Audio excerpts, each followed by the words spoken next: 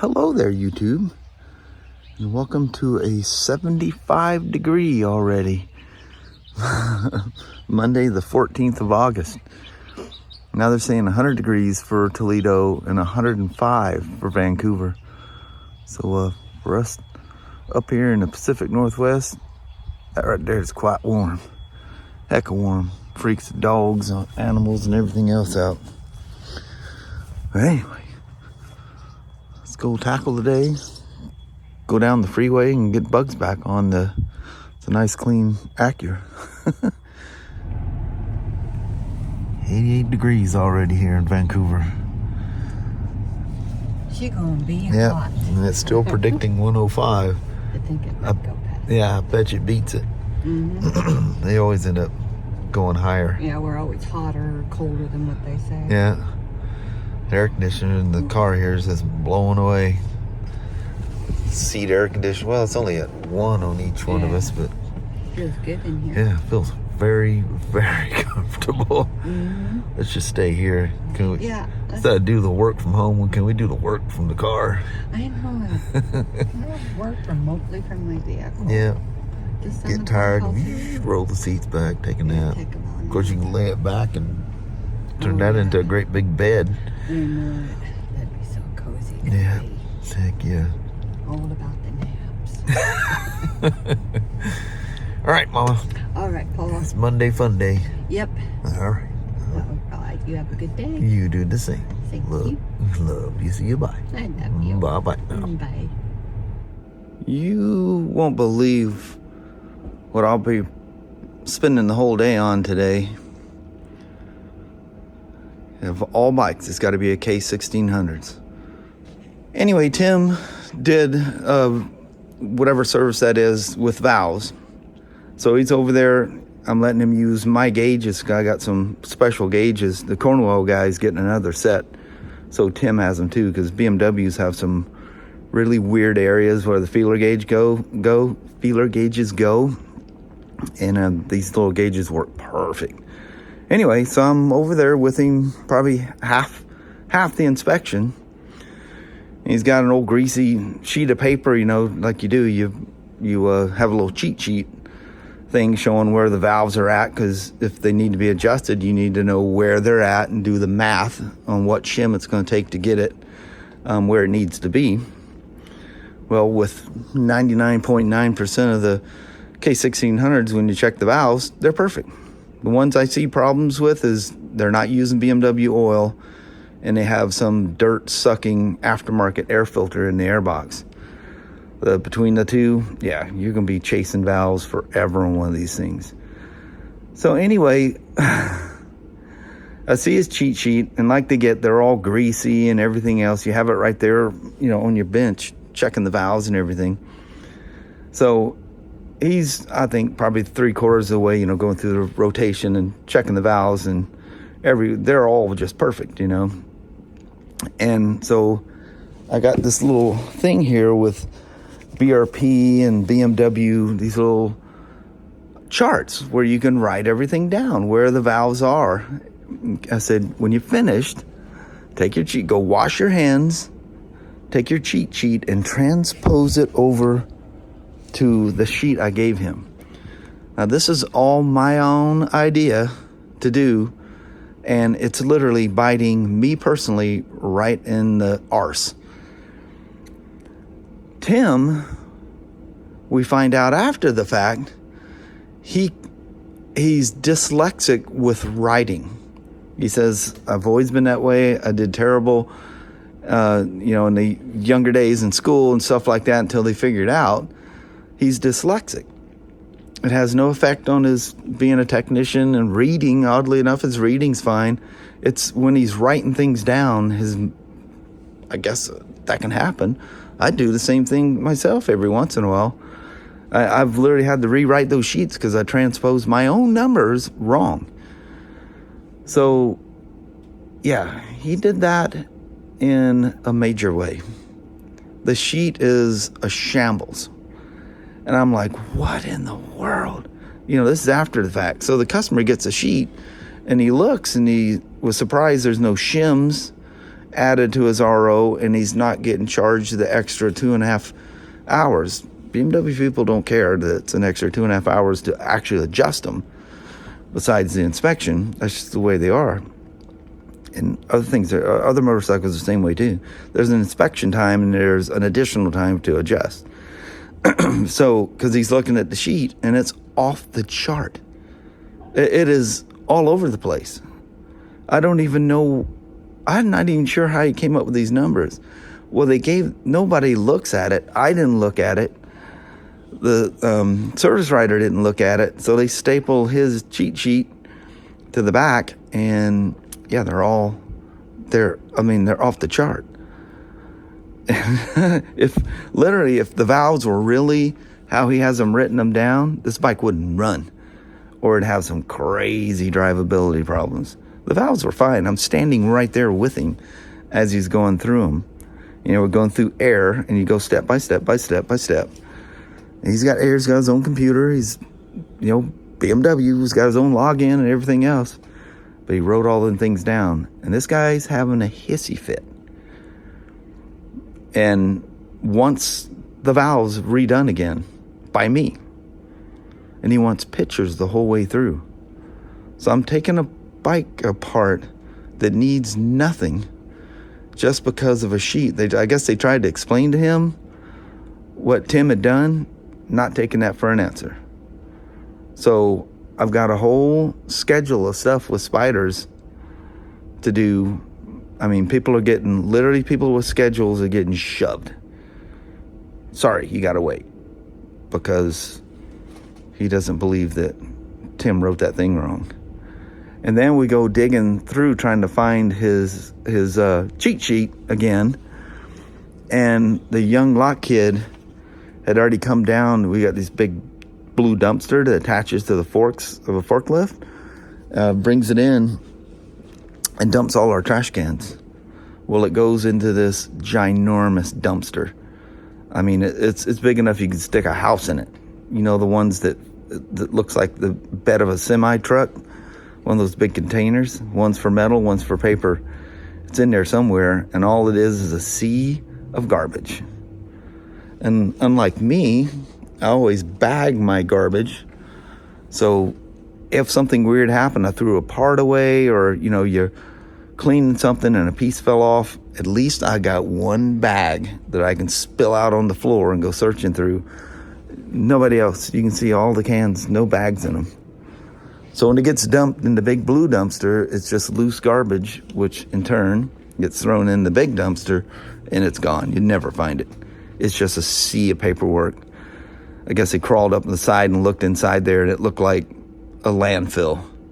You would never find it in a million years. So here we are. Anyway, this is how my day's gonna be. There she is, in pieces. So I can go through and check the valves again. Takes a tool or two to get these things apart, doesn't it? That's a whole lot of valves to check.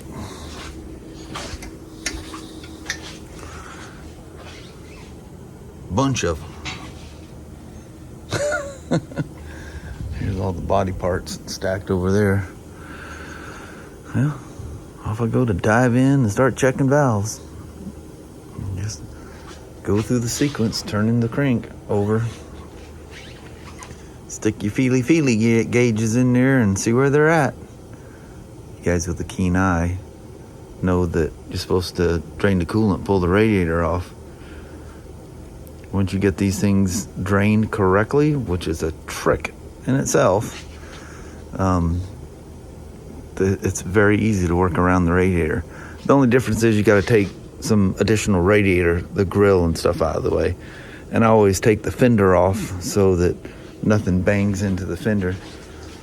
Although it's flat black plastic on the back, if you get a scratch on there, you see it. But I don't take the plastic shield off of the fins, and nothing hits it in the back. The valve cover clears it, no problem. Just stuff up here, you just got to be careful.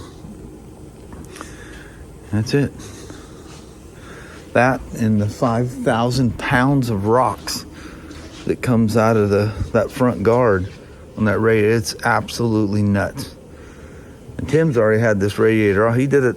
I didn't tell him any tricks. I told him, you just go by air. I said, go by air, because the only time you're going to see this thing is on a motor stand at school. And they purposely set them off, so you'll be doing cams on them. But here we are. Fun times at the motorcycle factory. God almighty. I've been in the hole there working on that K1600. It's 101 out here at 2 o'clock. About 5 o'clock, I bet you it soars right past the 105 they say it's going to be. Dang. That's not comfortable. Thank goodness for all the air conditioning units. I've got to cover the guy's name up, but just like this is kind of what his cheat sheet looked like. Everything was pretty much right in the middle. Perfect. Somehow or another, when he took his cheat sheet and he wrote it on this thing, he lost his ever-loving mind. I don't know. I wish I could have been a fly on the wall when he was writing that thing out. But, or maybe I should have had him let me look over it before he handed it in. But anyway, I went through the whole deal and it's in perfect shape, just like it was the first time we did it.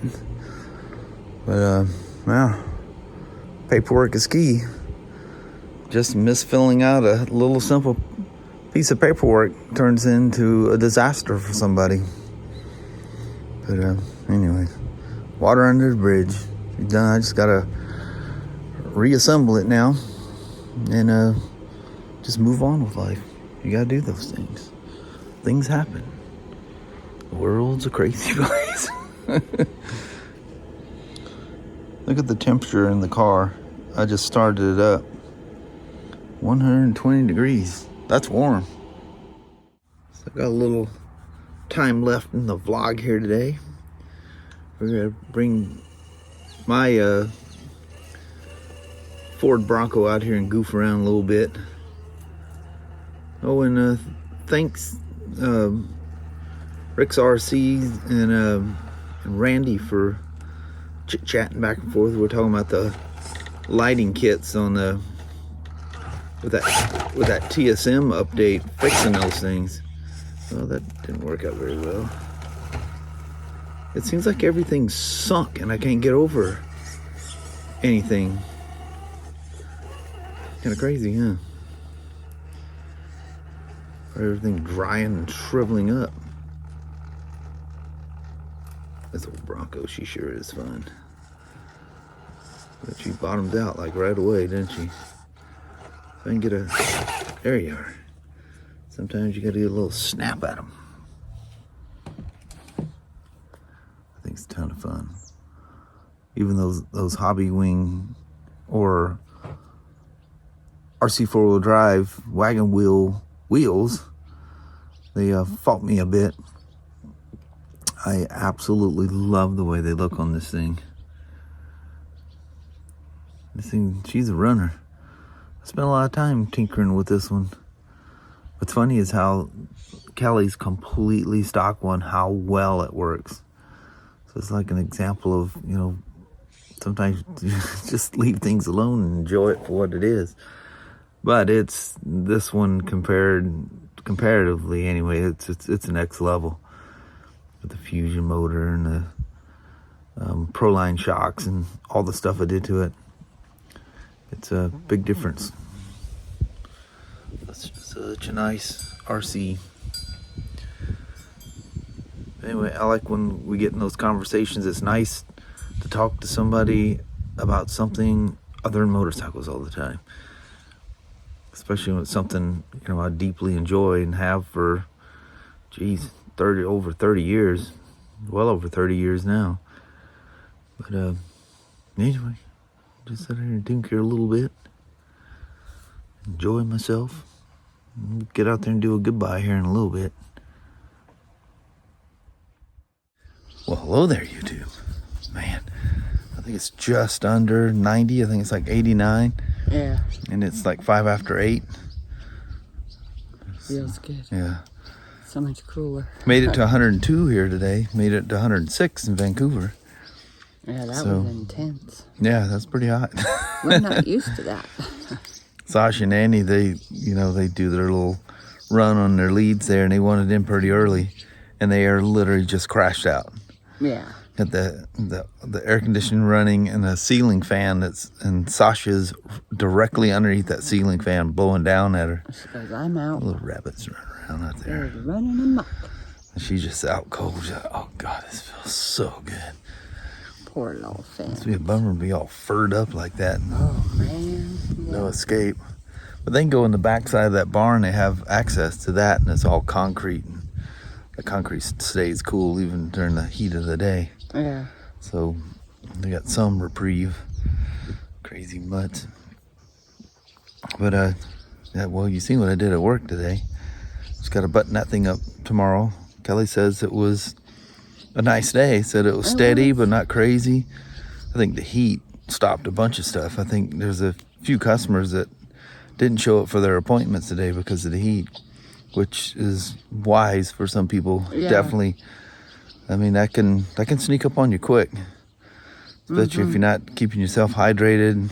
You know, plus you got not only is it the ambient temperature outside, but when you're on the road, a lot of times it's blacktop, and that's considerably hotter than the heat of your motorcycle.